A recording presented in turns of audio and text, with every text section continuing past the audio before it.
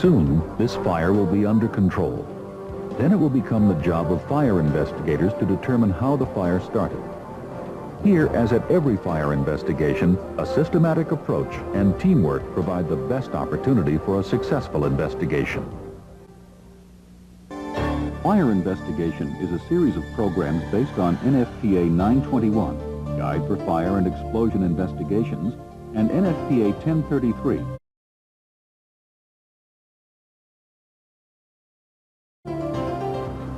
This program will show recommended investigative techniques, including preserving the fire scene, examining the exterior and interior of the fire building, documenting the scene, locating, collecting, and preserving evidence, conducting interviews, working with technical experts, and presenting findings.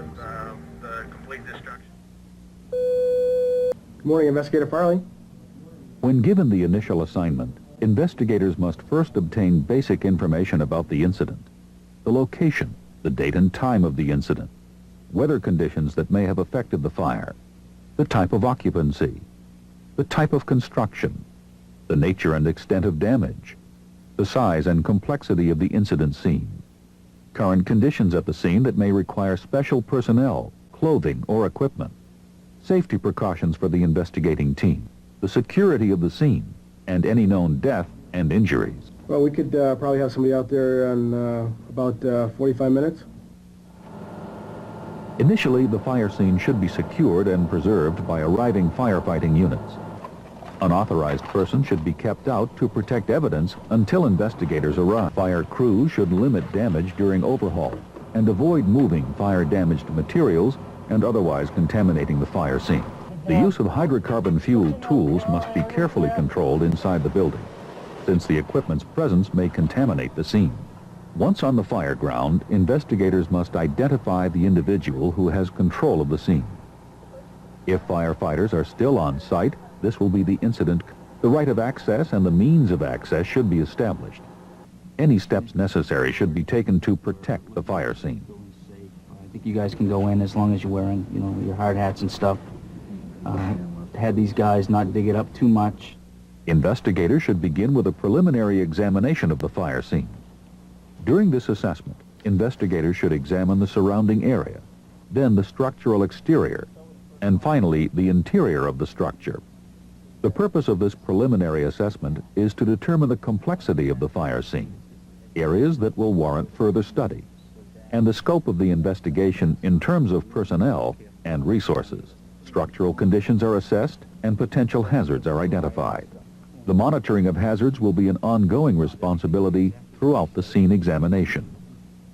Following the preliminary assessment, a complete systematic examination is carried out, beginning with an exterior survey of the fire scene. All potential means of access and egress are located. Damage and burn patterns on the exterior of the building are documented. Looks like it does that. That was obviously plywooded up too at the same time. Get some. Then, if conditions are safe for entry, an interior survey is carried out. Structural conditions and hazards are reevaluated. Damage and effects of the fire are studied, including the impact of fire suppression and overhaul efforts. The location and position of victims are documented. Burn patterns are evaluated and analyzed to determine how the fire developed. Fire debris is searched for fire cause evidence. All potential areas of fire origin are identified. These areas may be reconstructed by fire investigators. Building systems are inspected to determine their impact on the fire and to see if actions were taken to defeat the systems. These would include fire detection and suppression equipment, HVAC systems, utilities, and components of building compartmentation, such as fire doors. Unburned areas are evaluated to determine the presence or absence of contents and to better understand the building's construction and systems. Investigators must record the fire scene to document evidence and conditions at the scene, but also so they will be able to recall their observations at a later date. This may be done by note-taking, tape recordings, diagramming, and photography. Notes are taken to document conditions at the fire scene and are also used to complement diagrams and photographs. Notes can provide a log of the photographs taken. Or notes may be taken to document items that cannot be readily photographed or drawn, such as names and addresses, model and serial numbers, and statements by witnesses. In Dover Flush Row? Tape recorders are useful for dictating notes. Recorders are also valuable for recording witness statements. Time is 11:15 hours. A building sketch may show the relative locations and approximate dimensions of rooms, stairs, windows, doors, and associated damage. Bill, I was wondering if you give me a hand. I'd like to measure this stove. Take a measurement from that wall there. Sure thing. Complex scenes or litigation cases may require more detailed diagrams or actual building plans and detailed documentation of construction, equipment, and furnishings.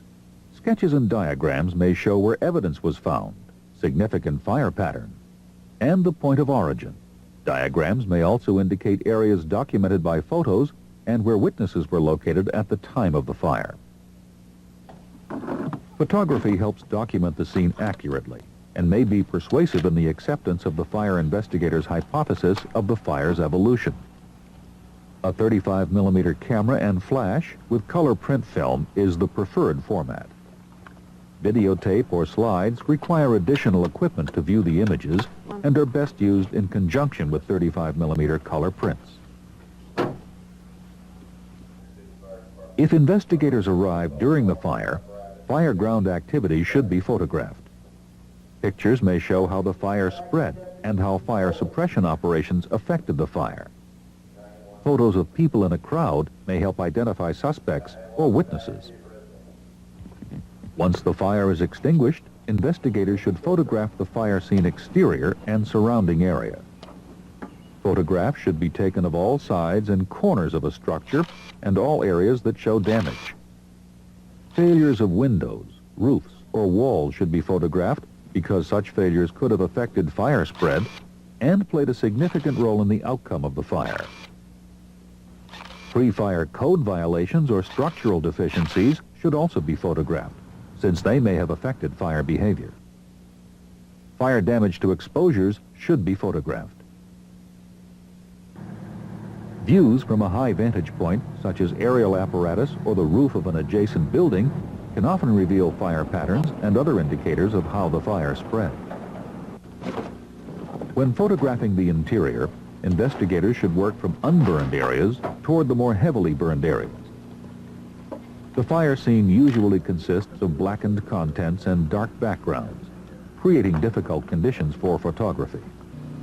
Using a flash or floodlights will produce the best pictures. Several photographs of the same scene with sequentially adjusted f-stops, what photographers call bracketing, can ensure at least one properly exposed photograph.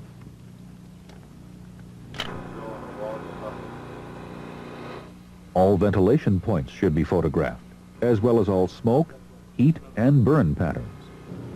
All heat-producing appliances or equipment in the area of origin should be photographed.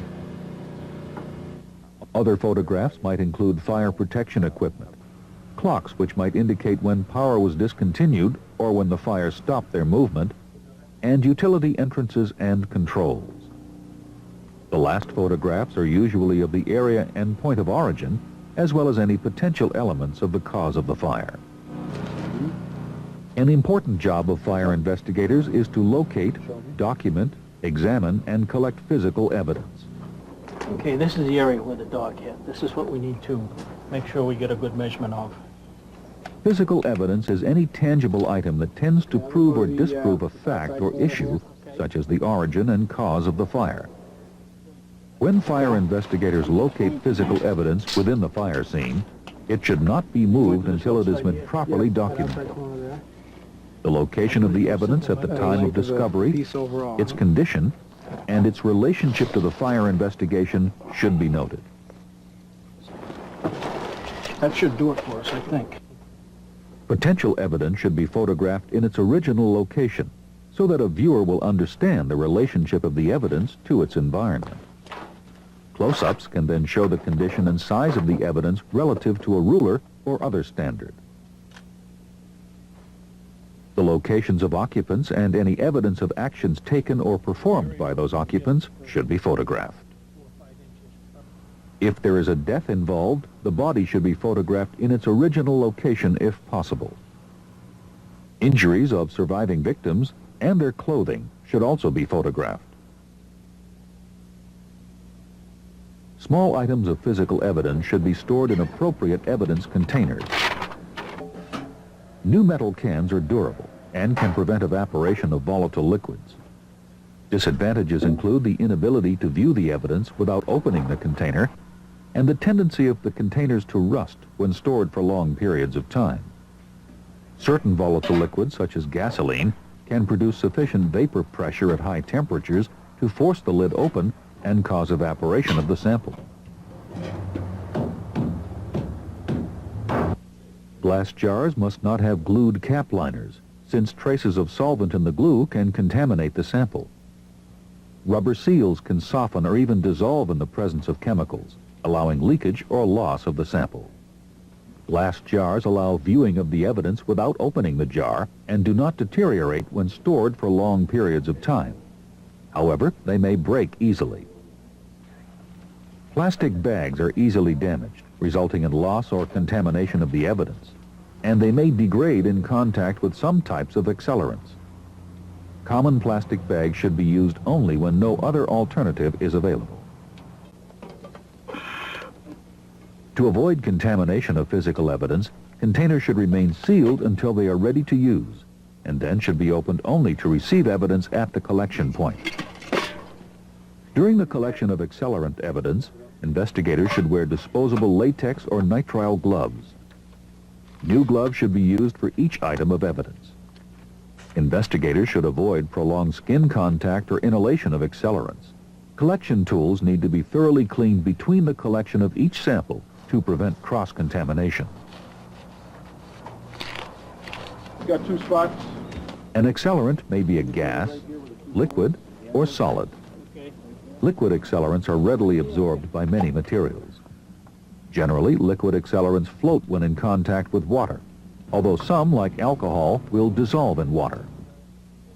Liquid accelerant may be collected with an eyedropper, a syringe, or other siphoning device, or the evidence container itself. Clean paper towels or gauze pads may be used to absorb the liquid. Liquid accelerants can be trapped within porous material. Samples of these materials can be collected along with their absorbed contents. Samples of the materials may be cut, chiseled, or sawed away. If deep penetration is suspected, the entire cross-section of material should be removed and preserved for laboratory evaluation. It is often necessary to collect comparison samples for testing. For example, a piece of carpeting believed to contain a liquid accelerant would be compared to a piece of the same carpeting that does not contain any of the liquid accelerant. A comparison sample allows the laboratory to evaluate the characteristics of the material in its normal condition. Solid accelerants may be common household materials or dangerous chemicals. Solid accelerant evidence must be maintained in the physical state in which it was found.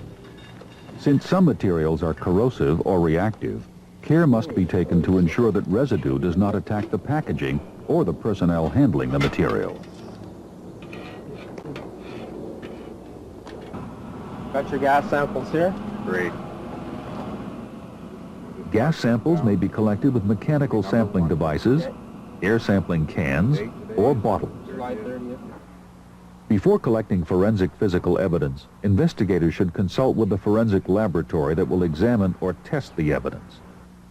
Collecting fingerprints, bodily fluids, hair and fibers, footwear impressions, or tool marks will require special procedures and trained personnel. Electrical equipment and components may be collected to determine if the component was related to the cause of the fire. Assistance may be necessary from someone knowledgeable regarding the equipment. Equipment like switches, receptacles, junction boxes, and electrical distribution panels should be removed intact. Fire-damaged components may be brittle and must be removed carefully. 1-2 to Central. Before doing so, investigators must verify that all sources of power are off or disconnected. The removal process should be documented by photographs. Evidence must be labeled at the time of collection with the name of the fire investigator, the date and time of collection, an identification of the item, and where it was found. Investigators must maintain the security and integrity of evidence from the time of its initial discovery. It should remain in the possession of the investigator or in a locked storage area.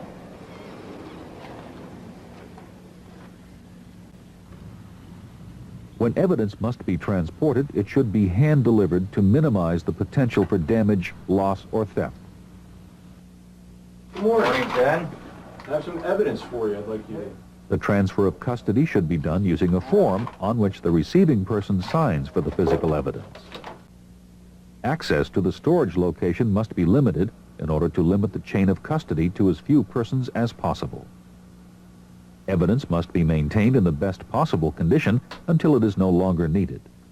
Dry, dark, cool conditions are preferred.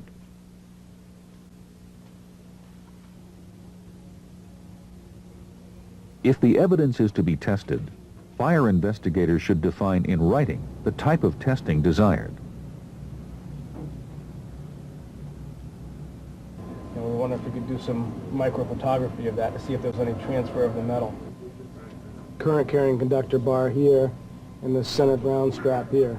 Physical evidence is usually examined and tested in a laboratory or other testing facility. Tests may identify the evidence's chemical composition, its physical properties, determine its compliance with certain legal standards, or establish if it is malfunctioning. Another important investigative technique is interviewing. The purpose of the interview is to gather useful and accurate information. Some persons can be approached with an attitude of trust. Their information can be considered reliable since they have no specific interest in the results of the investigation. For this type of interview, the fire investigator will want to establish a comfortable and cooperative mood. I got a couple questions I'd like to ask you. When you went in, Roger, where did you see the fire? Other persons must be approached with caution. Their information may not be reliable if they have a specific interest in the results of the investigation. It is necessary to verify all information gathered during this type of interview. Hey, Mr. Richards? Yeah? I'm Jim Ellis from the Fire Marshal's office. Trying to get in touch with you. Yeah? The fire investigator should arrive unannounced to prevent the interview subject from preparing responses. You working now, John? Yes. Well, part-time. Yeah. The interview location itself can be advantageous to one party or the other. Conducting the interview in a location where the subject may not be comfortable can be an effective tactic for the investigator. Larry, can you go back to when you left the house? About what time was that? About 6:30, I was heading for work. Larry, when was the last time you were up in the attic? Oh, last week. Larry, tell us what really happened. Other persons must be approached with an attitude of distrust. For example, a suspect in an incendiary fire. Their information should be considered unreliable unless substantially verified. The interview should be conducted in a location advantageous to the investigator. Before the interview, the investigator should have a thorough understanding of all facets of the investigation. A checklist should be prepared to ensure that necessary information is solicited. Interview should be conducted as soon as possible after the incident, but whenever possible, after examination of the fire scene. Diagrams of the scene may help witnesses describe events.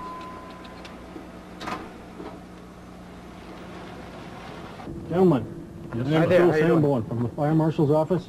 However, it must be recognized that certain witnesses may be on the scene immediately after the incident and may not be readily located thereafter. Such witnesses should be interviewed at once. You just happened to be driving by and see the smoke and wonder what was going on, come down in, and it was really starting to cook. Larry, the tape recorder is now running, and my name is William Degnan, Deputy State Fire Marshal. The interview should be documented by videotape, voice recording, or by written notes. Interview should begin by documenting the date, time, and location of the interview. The person being interviewed should be identified by their name, date of birth, social security number, driver's license number, home address and phone, work address and phone, and any other information useful in establishing positive identification, or in locating the witness if a follow-up interview is required. 6810. Later, investigators evaluate the interview and correlate it with other interviews. Also constant problems with trying to keep this room warm in the wintertime. Corroborating or conflicting information should be documented. New leads may be discovered, and areas for further investigation may be identified. Hey, Bob. Reports and records may have to be gathered. There may be a need for expert resources such as engineers to analyze systems and possible failure modes, to provide information about processes, or to carry out tests. Took out the floor here, and right here it's really unstable. I think it's unstable right where the washer and dryer are. The investigation may move beyond the fire scene. Government agencies can provide valuable information to the investigators. Municipal or county agencies can provide maps, assessment records, property descriptions, criminal records, fire inspection reports, and fire incident reports. Agencies can provide records of real estate transactions, divorces, wills admitted to probate, bankruptcies, civil and criminal litigation, and death records.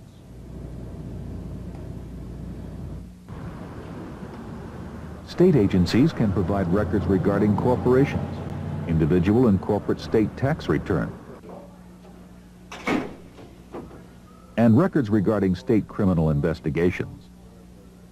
The fire marshal maintains public records regarding fire inspection and prevention activities, fire incident databases, and fire investigation activities. Federal agencies can provide records regarding enforcement of federal laws, criminal records, and fingerprints. Non-governmental sources of information also can be of assistance. The codes and standards of the National Fire Protection Association, American Society for Testing of Materials, and publications of the National Association of Fire Investigators and the International Association of Arson Investigators may also be of assistance. And I'm looking if you can provide me with insurance information, who the insurance carrier would be on that property. The insurance industry has an interest in the crime of arson and can provide information. The Property Insurance Loss Register has reports of losses through fire, the insurance companies who paid the claims, and persons to whom claims were paid. Okay, how about a policy number? From Amherst, right? Okay. When the investigation is complete, it will be necessary to present findings. Typically, this will be a written investigation report which should provide a discussion of the fire, detailed documentation of the fire scene, and evidence collected, tests conducted, and the investigator's analysis of the facts.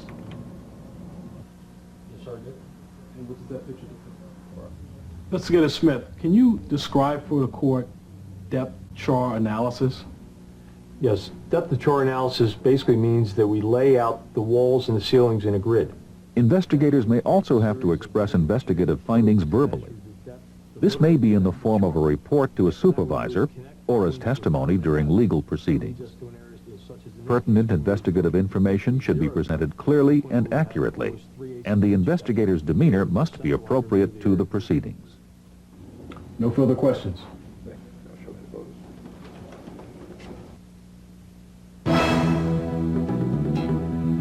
To be successful, fire investigators must have a thorough understanding of the techniques described in NFPA 921. When called to a fire scene, fire investigators must take steps to preserve the fire scene.